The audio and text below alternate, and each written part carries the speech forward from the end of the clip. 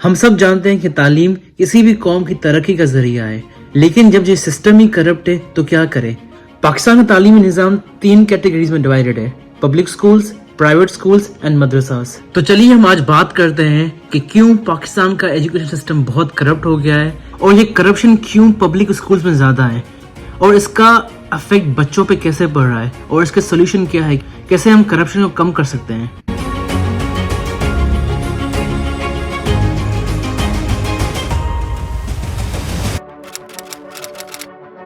پاکستان میں تعلیم کے لیے ایلوکیٹڈ بجٹ ہمیشہ سے ایک بڑا مسئلہ رہا ہے۔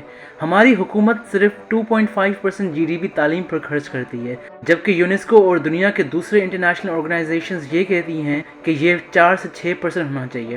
اس کمی کی وجہ سے ہمارے اسکولز اور یونیورسٹیز کو ضروری ریسورسز نہیں ملتے، جس میں اچھی فیسلٹیز، کوالیفائڈ سٹاف اور ماڈرن ٹیکنالوجی شامل ہے۔ اس کا عالم یہ ہے کہ اکثر گورنمنٹ سکولز میں بچے بطور فرنیچر زمین پر بیٹھ کر تعلیم حاصل کرتے ہیں۔ یہ فنڈنگ کا مسئلہ صرف اسکول تک محدود نہیں ہے، بلکہ یونیورسٹیز بھی اس مشکل کا سامنا کر رہی ہے۔ ریسرچ فنڈنگ کی کمی کی وجہ سے ہم اپنے ریسرچ اسکالرز کو بھی بھرپور سپورٹ نہیں کر پا رہے، جس کا نتیجہ یہ ہوتا ہے کہ وہ بہتر مستقبل کے لیے دوسرے کنٹریز کا رخ کرتے ہیں۔ پاکستان میں ایک اور بڑی بدعنوانی گھوسٹ سکولز کا ہے۔ گھوسٹ سکولز کیا ہوتے ہیں؟ گھوسٹ سکولز وہ ہوتے ہیں جو صرف کاغذوں پر محدود ہوتے ہیں، ان کا اصل زندگی میں کوئی وجود نہیں ہوتا۔ ٹرانسپیرنسی انٹرنیشنل رپورٹ کے مطابق ہر سال کروڑوں روپے ان سکولز کے ذریعے گھپلا ہوتا ہے۔ یہ سکولز عوامی فنڈز کو ختم کرتے ہیں، پر اس کا عوام پہ کوئی فائدہ نہیں ہوتا۔ This is a perfect example of what's known in the entire region as ghost schools. A building is dedicated by the government for a school, funds are allocated every month for repair and maintenance, and teachers are paid salaries to come and teach the children of all the surrounding villages. And yet, no one comes here to teach and no one looks after the building. In ghost schools کی وجہ سے صرف پیسہ ہی ضائع نہیں ہوتا، بلکہ تعلیمی اداروں پر عوام کا بھروسہ بھی کمزور ہو جاتا ہے۔ والدین کو لگتا ہے کہ گورنمنٹ کے پرومسز جھوٹے ہیں، اور یہ تعلیم کو صرف ایک فارمل سٹیٹمنٹ تک محدود رکھتے ہیں۔ اب بات کرتے ہیں ٹیچرز کی بھرتی کی۔ تعلیمی سسٹم کی فاؤنڈیشن سٹرونگ تب ہوتی ہے جب ٹیچرز کوالیفائڈ اور ایکسپیرینسڈ ہو، لیکن یہاں اکثر ٹیچرز سفارش کے بنیاد پر بھرتی ہوتے ہیں۔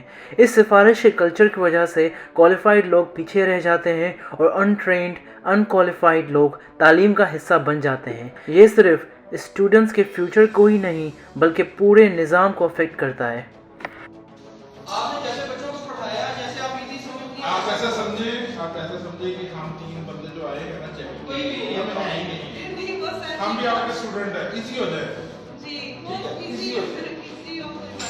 وہ آپ یہ سمجھیں کہ ہم بھی اسٹوڈنٹ ہی ہیں، آپ ایزی ہو کے کریں۔ جب کوئی ٹیچر سفارش پہ اپوائنٹ ہوتا ہے تو وہ اپنی ذمہ داری کو صحیح سے نبھا نہیں سکتے۔ رزلٹ یہ ہوتا ہے کہ ان کا ٹیچنگ میتھڈ پرانا ہوتا ہے، اور اسٹوڈنٹس کو آج کی دور کی تعلیم نہیں ملتی۔ اس سے ہمارا ملک آگے بڑھنے کے بجائے پیچھے رہ جاتا ہے۔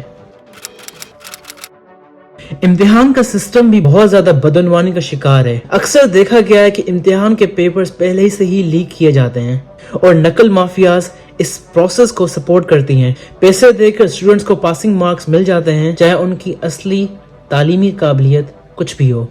یہ مسئلہ صرف ہائر ایجوکیشن تک محدود نہیں، بلکہ اسکول لیول پر بھی دیکھا گیا ہے۔ نقل کا کلچر اتنا عام ہو چکا ہے کہ امتحان کا اصلی مقصد یعنی اسٹوڈنٹس کو اسیس کرنا بالکل ختم ہو جاتا ہے۔ یہ سب فیوچر میں پروفیشنل زندگی میں بھی اثر ڈال دے گا، کیونکہ اسٹوڈنٹس اصل سکلز کے بجائے شارٹ کٹس پر ڈیپینڈ کرتے ہیں۔ پاکستان کے تعلیمی نظام میں دیہاتی اور شہری علاقوں کا بھی فرق ہے۔ شہری علاقوں میں کچھ فیسلٹیز اور ٹرینڈ سٹاف مل جاتے ہیں، مگر دیہاتی علاقے بہت پیچھے ہیں۔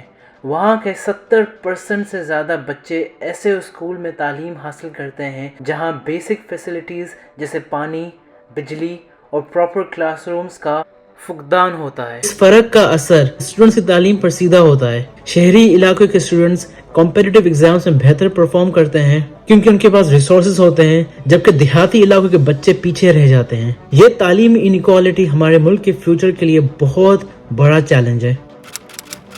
اب سوال یہ ہے کہ کہ اس تعلیمی بدعنوانی کا حل کیا ہے۔ یہ کچھ سجیشنز ہیں جو اس سسٹم کو کچھ بہتر کر سکتے ہیں، جس میں ایک ٹرانسپیرنٹ بجٹ ایلوکیشن، تعلیمی فنڈز کا صحیح استعمال کے لیے انڈیپینڈنٹ اوورسائٹ باڈیز بنائی جائے جو کھل کر آڈٹ کر سکیں۔ دوسرا، میرٹ بیسڈ ہائرنگ، ٹیچرز اور ایڈمنسٹریشن کی صرف میرٹ پر بھرتی کی جائے اور پراپر ٹریننگ کی ضروری شرط بنایا جائے۔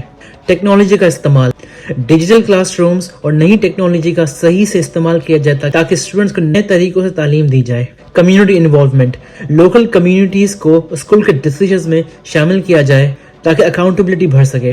سخت اینٹی کرپشن لاز، تعلیمی فنڈز میں گھپلا کرنے والوں کے لیے سخت سزا کا نفذ ہو، ہر اسکینڈل کی انڈیپینڈنٹ انویسٹیگیشن ہو۔ پاکستان کا مستقبل اس کے بچوں کی تعلیم میں ہے۔ اب وقت ہے کہ ہم اس مسائل کو سمجھیں، ان پر ایکشن لیں اور ایسے ریفارمز لائیں جو اصل میں فائدہ دیں۔ تعلیمی نظام کی بہتری کے بغیر ہمارا ملک کبھی ترقی نہیں کر سکتا۔ اگر آپ کو یہ ویڈیو میرا پسند آیا تو like, comment, share and subscribe تاکہ میں اور ایسے ویڈیوز لاؤں آپ کے لیے۔ دیکھنے کا شکریہ اور اللہ حافظ۔